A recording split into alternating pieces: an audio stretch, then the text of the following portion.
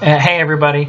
I wanted to take a moment tonight to talk to you guys about this third party is the reason why Hillary Clinton lost the election. It's the reason why the Trump party won the election.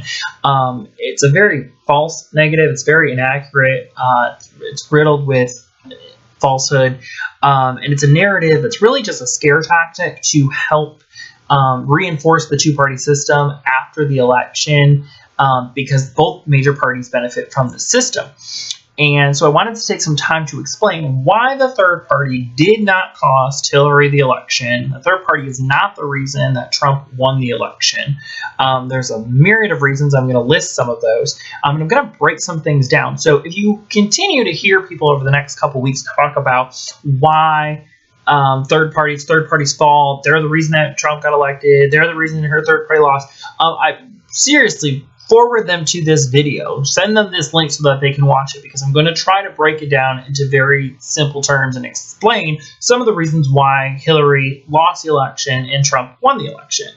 And if you have any questions or you want anything further explained, or you have any comments, please absolutely feel free to comment below, and I will do my best to respond to everybody and anybody that has a legitimate comment or question for me about it. So the first thing that I want to do is I want to talk numbers, because numbers don't lie. So out of every 1,000 voters who were eligible to vote in this election, 256 of them voted for Hillary.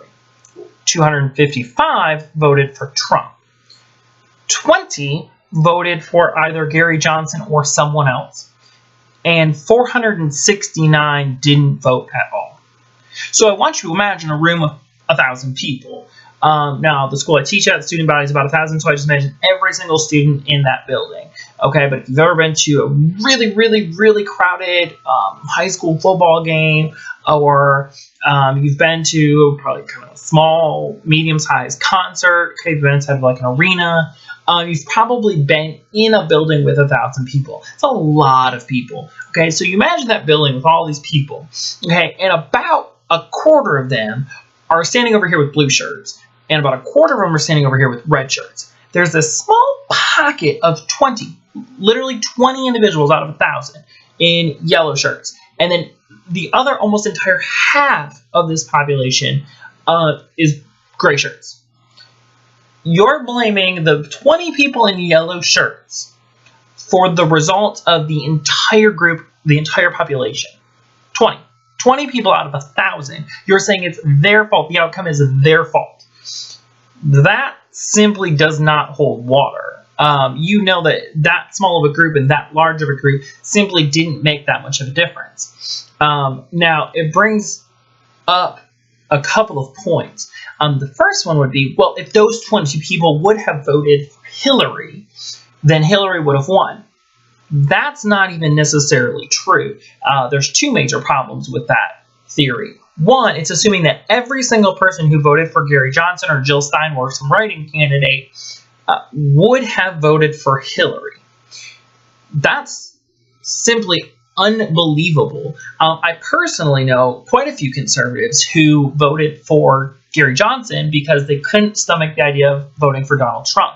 So Gary Johnson did not steal exclusively Hillary votes. Yes, there were people who did not vote for Hillary. They voted for Gary Johnson, but he did not exclusively steal votes from her. So those 20 people in yellow in this room full of 1,000 people, crowded 1,000 people, 20 people in yellow shirts, there's no way that all of those people would have voted blue anyways. Some of them were Republicans who simply didn't want to vote for Trump. The other problem with thinking that these people were just Bernie bros, or they were just mad about the primary process with the DNC, or they were just being anti-establishment, what have you, them voting for Gary Johnson means they didn't support the idea of Hillary becoming president. And therein is the real reason that Hillary lost. They didn't get enough people to support the idea of her becoming president. And that's really how simple it is, but there's more layers to that as to why. But in the end, you're saying, you 20 people, how dare you You're the reason she didn't win. They didn't want her to win. That's why they didn't vote for her. They would have voted for her if they had wanted her to win. So you're kind of yelling at people for getting the outcome that they voted for anyways, regardless. And if you're going to try to guilt trip them, that's not the way to do it. They're not upset. By and large, they're not upset that Trump won. They voted against Hillary. They also voted against Trump, and they knew inevitably one of the two of them would win. But voting third party isn't entirely a waste. It helps get them ballot access. It helps get them funding. It also helps keep the two-party system on their toes. The reason you're hearing so much bashing of third parties right now is because both major parties want it to be a two-party system. The third party, again, threatens their establishment of power because basically we're just choosing between two sides of the same coin. Third party says, we don't have to choose this coin at all. We can do something totally different. And that scares the establishment. So they're just trying to reinforce that. And you guys are really buying it up wholesale just because you're mad that your particular candidate didn't win. Now, if you want to talk about reasons why Hillary Clinton lost, that's entirely the fault of Hillary Clinton and the Democratic National Convention. Because it was her, she was the one who was running for office trying to win, and it was her party who was trying to get her elected. So the only people who had any responsibility in getting her into that office were her and her party. So I just have a couple of notes here. So one thing that happened, and they admitted this immediately, the DNC overestimated how likable Hillary Clinton was. And they based that mostly on the fact that Trump was so deplorable. Okay, so they imagine, and I'm not saying I disagree with that assessment. I'm not saying that I support Donald Trump or that I find the man at all stomachable, but the DNC, as a strategy to getting her elected, did not consider if Trump was so horrible and awful, that did not automatically make people like Hillary more. On her own, Hillary wasn't all of that likable. Okay? Incredibly important mistake made by the Democratic National Convention. They pulled out funding from several key battleground states several weeks before the election, assuming that those states were basically locked up and in their pocket. Spoiler, they lost in those states. So that was a very, very grave miscalculation on their part. They should not have pulled funding out of those states prior to the election because that kind of overconfidence, which as I go in more and more, you'll see kind of ran the whole gauntlet for them. They were overconfident in those states, and so they said, well, we're going to stop spending money. We're going to concentrate more money here and here. And what ended up happening is they lost in those states. And that was a big deal for them, and it happened in at least 2 states in particular. The Democratic National Convention. They also expected to have a larger than usual African American turnout, which we had seen in the previous 2 elections when Obama was running for his first term and for his re-election. Another miscalculation on the part of the DNC. African American turnout was much, much lower than expected. So it cost Hillary a lot of votes in a lot of areas where she desperately needed them. The exact same thing can be said for women. There was an expectation that women voters were going to turn out in droves and vote for Hillary. The female voter turnout was not that impressive. It wasn't any particularly different than any other year. And they underestimated the number of women who would still vote for Donald Trump despite all of his disparaging comments, were still going to vote for him. And they underestimated those numbers, and they overestimated the numbers that they expected women to vote for Hillary on the basis that she was a woman running for president. And that kind of oversimplification, that kind of overconfidence cost them a lot in the actual election.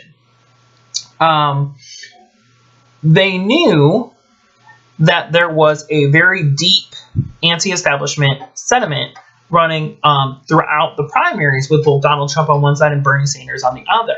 That's extremely important. Both Donald Trump and Bernie Sanders kind of represented outsiders. They represented people who were definitely more radical, people who weren't as loyal to D.C. or the establishment, who weren't, even though Bernie Sanders is a lifetime politician, career politician, there's lots of evidence of him standing up to the major backers of the party, to standing up against the establishment, and Donald Trump was a complete and utter outsider. And so that anti-establishment sentiment was a big part of the primaries, and going into the actual presidential campaign leading up into the election, the DNC and Hillary never did anything to try to distance her connection to that establishment. She's a lifelong politician. She's a career politician. Of course, her husband was the president, but she's kind of surrounded by all of this political drama. She has a reputation rather of being distrustworthy or untrustworthy, and Trump and his camp played off of that, and they played it up. And yes, there was a lot of kind of fiasco and scandal with WikiLeaks and the FBI and all this other stuff that went on, but they painted a caricature of her that the Democratic National Convention and Hillary Clinton did not do a lot to undo. They didn't make efforts and strides. The same thing can be said about what happened with the primaries in regards to Bernie Sanders. There was a lot of concern about misconduct at the caucuses and the primaries, which basically went ignored by the chair at the time. And she resigned because people called for her resignation in droves. She eventually resigned, which is kind of like admitting guilt, and then took an honorary position with the Hillary campaign trying to get her elected, which really didn't make the situation look any better. So you have already disheartened Democrats and progressives who won't vote for Hillary. Hillary also has a reputation. In her younger days, she was a Republican, and she has a reputation of being very kind of centrist, and not being at all really truly progressive, really just, again, the opposite side of the coin that we're already used to, which is bought and paid for. And so they never addressed this issue that a lot of progressive, truly progressive far left, and you can call them far left, you can call them progressive, felt disheartened and cheated by the primary process in the caucus of the DNC. And then that issue was never addressed. Meanwhile, you have a candidate who looks to represent the establishment, who's just as deeply engrossed as any other career politician who's running, and makes no effort whatsoever to come out and correct any of these things. At no time did they make a concerted effort to connect her more to the everyday American. And Trump, who was born with a silver spoon in his mouth and is a billionaire from New York and a real estate mogul, shouldn't connect any more to any ordinary American than she does, but made all sorts of efforts to try to tap into the feelings of frustration, the feelings of betrayal, the silent majority, the being left behind, the voices not being heard, representing a true outsider in the campaign, somebody who does not belong in DC, was somebody who who's never been a part of the political machine, represented something, and he tapped into what it was in the heart of America that he stood for, then that was there, and there was enough momentum. So when you're looking for somebody to blame for why Hillary Clinton lost the election, I would look to Hillary Clinton and her reaction. She has not come out and blamed third party. She has not come out and blamed Bernie Sanders for her loss. The fact that she lost falls solely on her shoulders and the people who worked underneath her on her campaign and on her strategy. Because nobody took votes away from her. They simply did not vote for her. And you get elected by having people vote for you. Now, if you want to go back to the original numbers, I said you're in a room with 1,000 people. 256 vote for Hillary and 255 vote for Trump. Now, every 1,000 voters in the U.S. who were eligible to vote during this election, that was the breakdown. So how is it that 256 voted for her and 255 voted for him, and you repeat that every 1,000 people, she ends up with a whole lot more votes than he does, but he still ended up winning the election. And that is the problem with the Electoral College system. Thank you.